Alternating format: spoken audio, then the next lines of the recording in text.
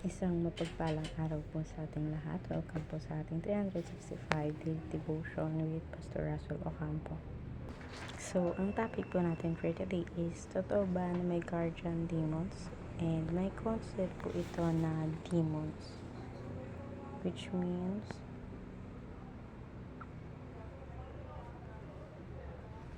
demons are evil angels who rebelled against God and now actively work against His kingdom. They deceive, tempt, and seek to destroy, but they remain under God's sovereign control.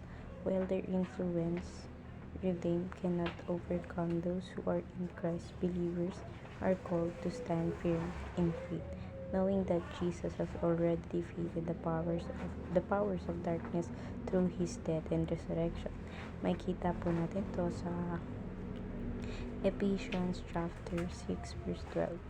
For our struggle is not against flesh and blood, but against the rulers, against the authorities, against the power of this dark world, and against the spiritual forces of evil in the heavenly realms. Sa Tagalog naman po, sapagkat ang ating pakikipaglaban ay hindi laban na laman at dugo, kung hindi laban sa mga pinuno, laban sa may mga kapangyarihan, laban sa mga kapangyarihang di nakikita na naghahari sa sanlibutan sa kadiliman ito, laban sa hukbong spiritual ng kasamaan sa kalangitan. And makikita po natin to sa i-share ko naman po pala yung natutunan ko sa naging topic po natin for today. Simulan po natin sa teaching na ibinigay po sa atin ni Pastor Russell. First teaching, demons are real and active. So, mga kalaban po ng Panginoon sa Kristo, which is inasabi niya po rito. Totoo po sila, and hanggang ngayon active po sila para gumawa ng mga kasamaan or magdulot pa po ng kasamaan. Ngayon, sa second teaching naman po, demon deceive and lead people astray. So, yung mga demons po, meron po doon na iba na nadideceive nila yung mga taong may hina, gano'n na rin na may mga taong hindi naman ganun kataas yung faith nila sa Panginoon. So, parang nagkakaroon sila ng kakayahan para mag-lead sa mga tao na yun, na ina-underestimate nila yung mga tao na hindi naman dapat. Ngayon naman sa third teaching, demons have no authority over Christians. So, tayong mga Christian kasi nasa atin na yung dugo ng Panginoon through His Son. So, hindi na tayo pwedeng galawin ng mga demons na yan as long as alam natin sa sarili natin na sa Diyos lang tayo mananalig. Ngayon naman sa application na tayo. First application, flee from temptation and devil's schemes. So, alisin natin yung mga temptation na nararamdaman natin sa buhay natin.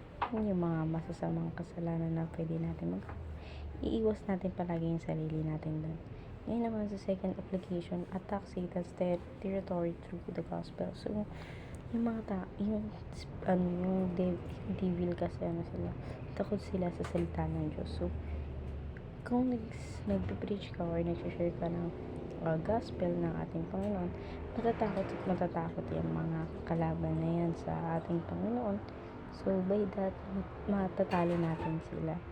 Yan naman sa third application, live by the truth as defense against Satan's lies. So, mag-stand tayo sa paniniwala natin sa Panginoon, sabihin natin yung katotohanan na about sa Panginoon, and maging against tayo sa lahat ng kasinungalingan na gagawin ni Satan sa buhay natin, gano'n na rin sa Panginoon. So, ngayon naman sa discussion tayo. Why should Christian use the flee and attack strategy? Dahil, Christian na tayo, binigyan tayo ng Panginoon na kakayahan upang mapalayas yung masamang mga bagay na yun. Ibinigay niya na yung bugtong na anak niya sa atin. So, alam na ng Panginoon na kaya natin gawin yung mga bagay na yun. So, ayun lang po for today's discussion. Thank you for watching.